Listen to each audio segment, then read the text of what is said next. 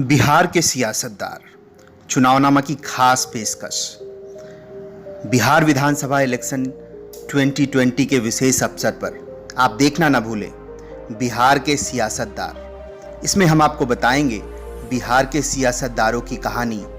इसमें बिहार केसरी श्री कृष्ण सिंह से सुशासन बाबू नीतीश कुमार के मुख्यमंत्री बनने तक का सफर, उनके कार्यकाल के रोचक इंसिडेंट और इस दौरान बदलते बिहार की बदलती तस्वीर, बदलते बिहार की बदलती बदकही आपके सामने लेकर आएंगे बिहार के सियासतदार। बिहार की गौरवशाली गाथा, अप्रतिम प्रतिभा, रवानगी और ठेठ बिहारीपन के खूब किस्से सुने होंगे आपने।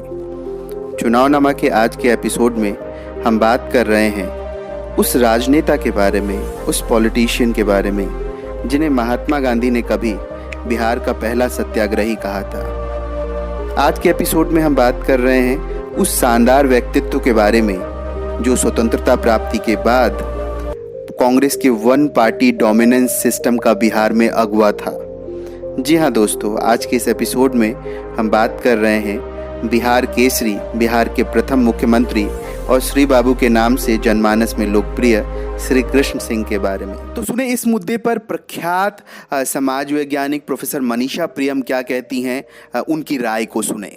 श्री बाबू एक ऐसे नेता थे, कांग्रेस के बड़े कद्दावर नेता थे और श्री बाबू वगैरह एक टॉल लीडर थे। वो उन लोगों में थे कि वो राज्य के मुख्यमंत्री जरूर थे लेकिन उनका कद बराबर का था। श्री बाबू, राजेंद्र बाबू, अनुग्रह नारायण सिंह, ये लोग बराबर के नेता थे। ये नेहरू से कम नहीं थे ये लोग, क्योंकि आंदोलन जमीन पे इन्होंने चलाया था। तो एक तो जमीन का आंदोलन, दूसरा नेहरू के बराबर का था। तीसरी बात ये थी कि उनके नेतृत्व में कांग्रेस जो है वो कोई बबुआन की पार्टी नहीं थी, वो जमीन की पार्टी थी।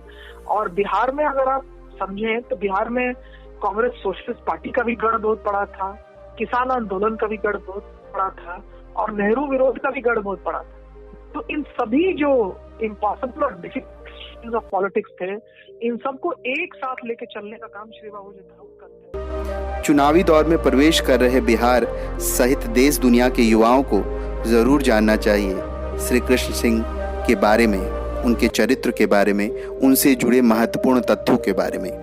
श्री कृष्ण सिंह का जन्म 21 अक्टूबर 1887 यानी 1887 को अपने ननिहाल वर्तमान नवादा जिले में हुआ था।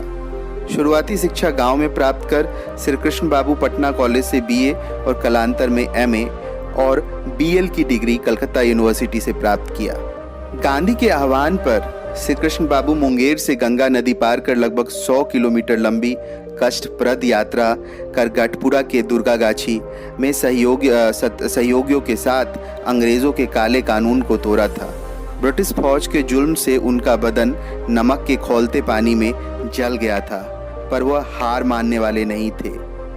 अंग्रेजों के खिलाफ इस ऐतिहासिक नमक सत्याग्रह के बाद गांधी ने उन्हें बिहार का पहला सत्याग्रही करार दिया। श्री कृष्ण बाबू स्वतंत्रता पूर्व से ही भारतीय राजनीति में सक्रिय थे। किसान आंदोलन और उनकी अनेक भूमिकाओं को इंगित करते हुए प्रोफेसर सतीश झा कहते हैं, श्री बाबू 61 तक बिहार के चीफ मिनिस्टर रहे। उनकी स्वतंत्रता से पहले भी 1937 में जब प्रोविंशियल ऑटोनॉमी के तहत चुनाव हुआ था, उस समय भी वो बिहार में नेतृत्व करने का उनको मौका मिला था। कई महत्वपूर्ण सुधार किए। 37 की जो गवर्नमेंट थी उसमें कहा गया था लोकल बॉडी, लोकल गवर्नेंस के लिए वो सरकार मशहूर हुई कई राज्यों में जहाँ जहाँ कांग्रेस की सत्ता थी। तो बिहार में भी वो लागू होता है। इनफैक्ट कृषि से, एग्रीकल्चर से रिलेटेड, किसानों से संबंधित कई महत्वपूर्ण कानून बनाने की कोशिश हुई थी कांग्रेस के नेतृत्व में। तो श्री बाबू उसके लिए भी इनफैक्ट माने जा सकते हैं, जो उनका श्रेय जाता है, क्योंकि उन्हीं के चीफ मिनिस्टरशिप में ये सब हुआ था। तो श्री कृष्ण सिंह को याद किया जाता है अभी भी बिहार के संदर्भ में, जो जब से बिहार अलग हुआ बंगाल से 1911 में, उसके बाद जब बिहार की अपनी एक पहचान बनी और जब 1937 में पहली बार Government of India Act 1935 provincial autonomy का कॉन्सेप्ट आया और उस समय जब चुनाव हुआ और जो सरकारें बनी उसका नेतृत्व उन्होंने किया। देवघर के मंदिर में दलितों का प्रवेश करवाने में भी श्री कृष्ण बाबू का महत्वपूर्ण योगदान रहा। इस घटना से उत्तेजित वहां के पंडों ने श्री बाबू पर लाठियां बरसाई, उन्हें गंभीर चोटें आईं। दलितों को देवघर में मंदिर प्रवेश का विरोध उन्हें अपने गांव और घर में भी झेलना पड़ा, परंतु वह अडिग रहे और बिहार की राजनीति में दलित के सशक्तिकरण की दिशा में, दलितों के मंदिर में प्रवेश की दिशा में श्री बाबू के इस अद्वितीय कार्य को हमेशा याद रखा गया। आज़ादी के पहले 1946 में हुए बिहार विधानसभा चुनाव के बाद कांग्रेस विधायक दल के नेतृत्व के लिए श्री कृष्ण सिंह और अनुग्रह नारायण सिंह के बीच मुकाबला शुरू हो चुका था। श्री कृष्ण सिंह जहां भूमिहार गुट का नेतृत्व कर रहे थे, वहीं अनुग्रह नारायण सिंह राजपूत गुट का, जिन्हें कायस्थों का समर्थन भी प्राप्त था। 1946 के चुनाव के बाद काफ़ी रस्साकसी के बाद श्री कृष्ण सिंह प्रीमियर और अनुग्रह नारायण सिंह डिप्टी नियुक्त हुए।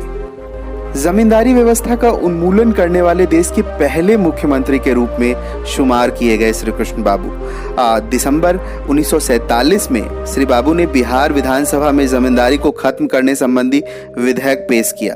खुद जमींदार परिवार से आने वाले श्री कृष्ण सिंह का यह कदम उनके राजनीतिक सफर में मील का पत्थर साबित हुआ।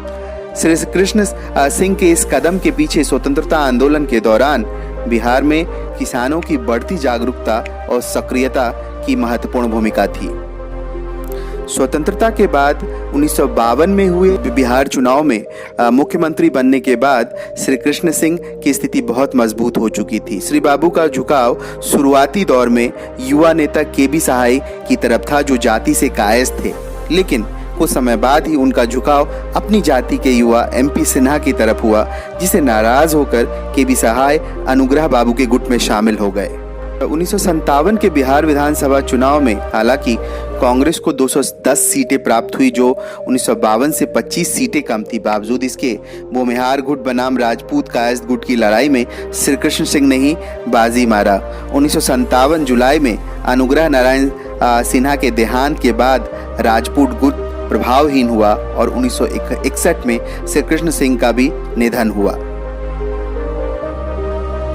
श्री कृष्ण सिंह के बिहार के मुख्यमंत्री के रूप में कार्यकाल को देखें, Krishna Singh is a architect of modern Bihar, यानी श्री कृष्ण सिंह आधुनिक बिहार की आधारशिला रखने वाले एक प्रमुख नेता के रूप में थे।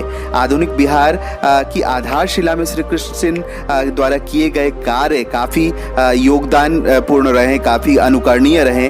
खास तौर पे बोकारो स्टील प्लांट, सिंदरी में फर्टिलाइजर फैक्ट्री, बरौनी रिफाइनरी और thermal power plant, Kosi project, Rajendra पुल का निर्माण कार्य महत्वपूर्ण था। इतना ही नहीं, शिक्षा के क्षेत्र में भी उन्होंने महत्वपूर्ण योगदान दिया। पूसा और सबौर में agriculture college, Bihar university, Ranchi university, Bhagalpur university के साथ साथ BIT मेसरा की स्थापना भी इन्हीं के कार्यकाल में हुई। कौन भूल सकता है श्री कृष्ण सिंह के कार्यकाल को?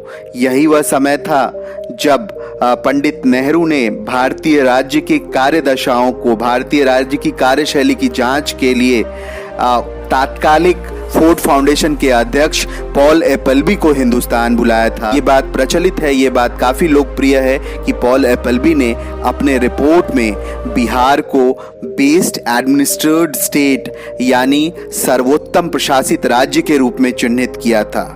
बिहार 1960 के दशक में सचमुच सर्वोत्तम प्रशासित राज्य था, और वह अगर सर्वोत्तम प्रशासित राज्य था तो उसके पीछे श्री कृष्ण सिंह की दूरदृष्टि, व्यक्तित्व और उनका बेहतर प्रशासनिक क्षमता था। गौरतलब है कि श्री कृष्ण सिंह पर जातीय आरोप भी लगे। चूंकि वो भूमिहार गुट के नेता थे, तो ये कहा यह भी जाता है कि जयप्रकाश नारायण से भी उनकी नहीं बनती थी। यही कारण है कि जेपी द्वारा लिखे गए श्री कृष्ण सिंह को चिट्ठी आज के राजनीतिक विश्लेषक को भी पढ़नी चाहिए। जेपी ने लिखा था, महेश प्रसाद सिन्हा और केबी सहाय 1957 का चुनाव हार गए। सहाय को कुछ नहीं मिला, परंतु महेश बाबू को राज्य खादी बोर्ड का अध्यक्ष बनाया गया है। आप मुझसे बेहतर जानते हैं कि बिहार की राजनीति कितनी गिर चुकी है, कितना भ्रष्टाचार पनप चुका है। आप और अनुग्रह बाबू की प्रतिद्वंदिता के कारण राज्य में जातीयता जो है वो पनप रही है। ये चिट्ठी ऐसी थी जिसकी पंक्तियाँ, जिसके एक एक अल्फाज कहीं ना कहीं बिहार में राजपूत गुट बनाम भूमिहार गुट और जेपी बनाम श्री कृष्ण सिंह की लड़ाई को भी व्यक्त कर रहा था। इस तरह हम देख सकते हैं कि श्री कृष्ण सिंह बिहार के पहले मुख्यमंत्री थे जिन्होंने बिहार को एक फ्रेमवर्क दिया, एक डेवलपमेंट के मार्ग पर चलने का, और वो बेस्ट प्रशासित राज्य तो था ही था, उसके साथ साथ चाहे वो दलित उद्धार के लिए किया गया कार्य हो, चाहे आधुनिकीकरण के लिए किया गया कार्य हो, इन सब के कारण उन्हें बिहार केसरी के नाम से जाना जाता है। आज चूंकि बिहार में फिर से चुनाव है और मौजूदा मुख्यमंत्री जब सुशासन की पींगे कर रहे हैं, तब निश्चित तौर पे उन्हें देखना पड़ेगा कि श्री कृष्ण सिंह के द्वारा बताए गए आदर्शों, श्री कृष्ण सिंह के द्वारा बताए गए सुझावों को वो कितना अमल करते हैं, क्योंकि बिहार तब तो सच में बेस्ट एडमिनिस्ट्रेटिव स्टेट था, नंबर 1 राज्य था, लेकिन आज बिहार विकास के पायदान पर सच में सबसे नीचे है। ये तो सुशासन शायद नहीं है, ये नीतीश बाबू को भी पता होगा।